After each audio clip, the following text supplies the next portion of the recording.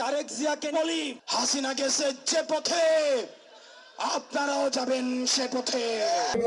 BNP Khaleda Zia কাউকে নেয় নাই, টিকতেও পারে নাই, মাত্র ১৬ দিন ছিল। সেই মহেন্দ্র ক্ষণের অপেক্ষায় থাকেন যখন দাবার গুটি আবার উল্টাবে। দাবার গুটি উল্টাবে না, দাবার গুটি 100% উল্টাবে। আসসালামু আলাইকুম রহমতুল্লাহি ওয়া বারাকাতুহু। প্রিয় বন্ধুগণ, আওয়ামী লীগের যিনি প্রধান ছিলেন শেখ হাসিনা পালিয়ে গিয়েছে যে পথে, তারেক রহমানকে পাঠাবে সেই পথে, এই বক্তব্যটুকু দিয়েছেন এনসিপির নেতা হাসনাত আব্দুল্লাহ। প্রিয় বন্ধুরা, কতটুকু সাহস হলে একটি ছেলে এত বড় কথাটুকু বলতে পারে? চলুন দেখি আমরা বিএনপি সম্পর্কে যে কথাটুকু বলেছেন সেই কথাটুকু কিভাবে বলেছেন। চলুন দেখি। তারেক জিয়াকে বলি, হাসিনা গেছে যে পথে আপনারাও যাবেন সে পথে। আপনারা কি চান আপনার বরিশালের প্রতিনিধি নির্বাচিত হবে, কিন্তু তিনি থাকবেন লন্ডনে? সূর্য পশ্চিম দিকে উঠতে পারে, আসমান জমিনে নামতে পারে, কিন্তু এই নির্বাচন কমিশন দিয়ে গ্রহণযোগ্য নির্বাচন সম্ভব নয়। আমরা জেলে যাব, ফাঁসি আমাদের গায়ে রাখতে পারে, আমরা ফাঁসিতেও তুলতে পারি, কিন্তু এই বাংলাদেশকে আমরা আর বিক্রি করতে দিব না।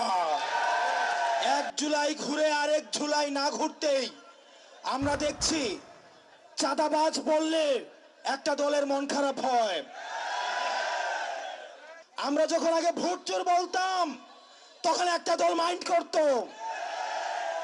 এখন যখন আমরা চাঁদাবাজ বলি, টেন্ডারবাজ বলি, একটা দলের গায়ে লাগে। আমরা শুনতে পাই অনেকেই বলে, থাকতে যদি চাও জিন্দা, দিতে হবে চান্দা। আপনারা দীর্ঘদিন জনগণ বিবর্জিত ছিলেন, আপনারা জনগণকে চিনেন না এখনো। গত 1.5 দশকে জনগণের মনস্তত্ত্ব পরিবর্তন হয়েছে। তারা আর কোনো গোলামি চায় না, তারা গণতন্ত্রের মানুষ কন্যা দেখেছে, তারা আর গণতন্ত্রের মানুষপত্র দেখতে চায় না। জনাব মির্জা ফখরুল সাহেব বললেন, যদি তারেক জিয়াকে নিয়ে কোনো কথা বলা হয়, যদি বিএনপিকে নিয়ে কোনো কথা বলা হয়, এটা নাকি গণতন্ত্রের জন্য হুমকি স্বরূপ। হাস্যকর, হাস্যকর।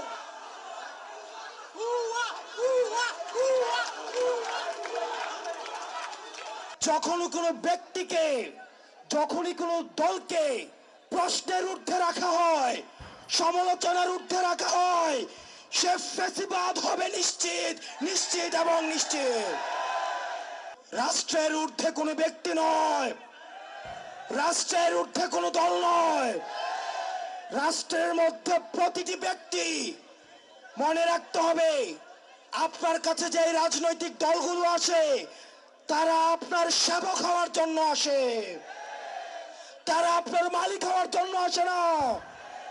যারা আপনার সেবা করবে তার জবাবদিহিতা নিশ্চিত করার অধিকার বাংলাদেশের প্রত্যেকটি জনগণের রয়েছে। যারা এই জবাবদিহিতাকে রুদ্ধ করতে চায়, তারা আরেকটি ফ্যাসিবাদের দিকে এগিয়ে যাচ্ছে। আমরা বর্তমান নির্বাচন কমিশনের দ্বিচারিতা দেখতে পাচ্ছি। বর্তমান নির্বাচন কমিশনের একজন কমিশনার, যিনি অতীতে বিচারক ছিলেন, উনি আমাদের মিটিংয়ে বলেন, আওয়ামী লীগ ছাড়া নাকি ইনক্লুসিভ নির্বাচন হবে না। দালাল, দালাল। ভারত থেকে বলছে ইনক্লুসিভ নির্বাচন প্রয়োজন, ক্যান্টনমেন্ট থেকে বলছে ইনক্লুসিভ নির্বাচন প্রয়োজন, অনেক রাজনৈতিক দল বলছে ইনক্লুসিভ নির্বাচন প্রয়োজন, নির্বাচন কমিশন বলছে ইনক্লুসিভ নির্বাচন প্রয়োজন। আমরা রাজনৈতিক দলগুলোকে প্রশ্ন রাখতে চাই, বিএনপিকে প্রশ্ন করতে চাই, আপনাদেরকে যখন নির্বাচনের বাইরে রেখে নির্বাচন করেছিল, তখন ইনক্লুসিভ নির্বাচনের বয়ান কোথায় ছিল? নির্বাচন কমিশন ভুলে যাবেন না, শহীদের রক্তের উপরে পাড়িয়ে দাঁড়িয়ে আপনি নির্বাচন করব। এই প্রথম দল ব্যতীত একক নির্বাচন উপহার কে দিয়েছে? এই বিএনপি, খালেদা জিয়া। কাউকে নেয় নাই, টিকতেও পারে নাই, মাত্র 16 দিন ছিল। বাস 96 আন্দোলনের পরে আবার ক্ষমতা আসছে। যাকে একবার এদেশের মানুষ বাকশালীর কারণে তাড়িয়ে দিয়েছিল, তার কন্যাকে নিয়ে আসছে। ভেবেছিলাম তওবা তিল্লা পড়ছে, তসবিহ হাতে নিছে, ঘোমটা পড়ছে, হজ করে আসছে, তাহাজ্জুদ কোরআন শরীফ তেলাওয়াত করে ভেবেছিল মানুষ তওবা করছে। 96 তে বসালাম, কিন্তু 2001-এ আর ক্ষমতা আসতে পারেনি।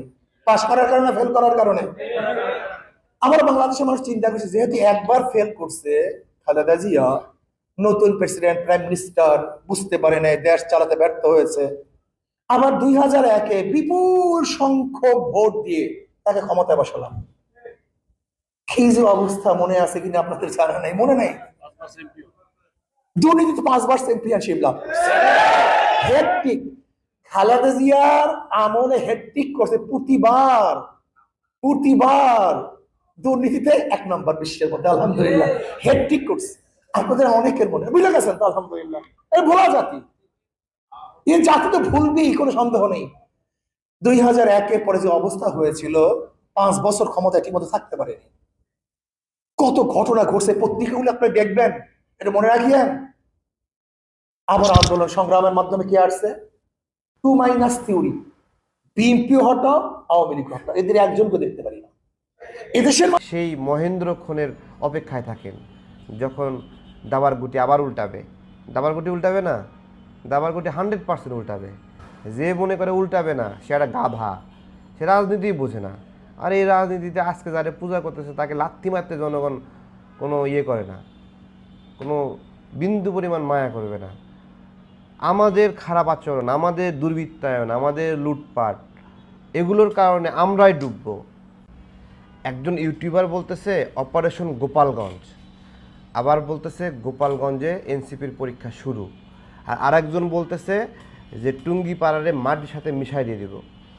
তো এই ধরনের উস্কানিগুলো আজকের এই বিশৃঙ্খলা, আজকের এই অপদস্থ হওয়ার কারণ কিনা, আমি এনসিপিকে এটা বিবেচনা করার অনুরোধ করব। আজকে আপনাদেরকে ডিসিশন নিতেই হবে যে আপনারা ইউটিউবারের কথায় রাজনীতি করবেন কিনা।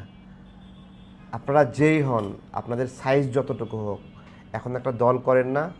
দল মানে আপনাদের সামনে। প্রিয় বন্ধুগণ, তাহলে আপনারা বলুন, ছোট্ট একটি দল এনসিপি ছাত্র, তারা এত বড় একটি বিশাল দল বিএনপিকে ক্ষমতায় আসতে দেওয়া যাবে না বলেছেন। তারা ক্ষমতায় আসতে পারবে না এবং তাদেরকে এই দেশ থেকে তাড়ানো হবে। আওয়ামী লীগ যেই পথে গেছে, তারাও যাবে সেই পথে। শেখ হাসিনা যেই পথে পালিয়েছে, তারেক জিয়া পালাবে সেই পথে। এই কথাটুকু, এগুলি ভ্রান্ত কথা, এগুলি ভিত্তিহীন কথা। আসলে এগুলি ঠিক নয়।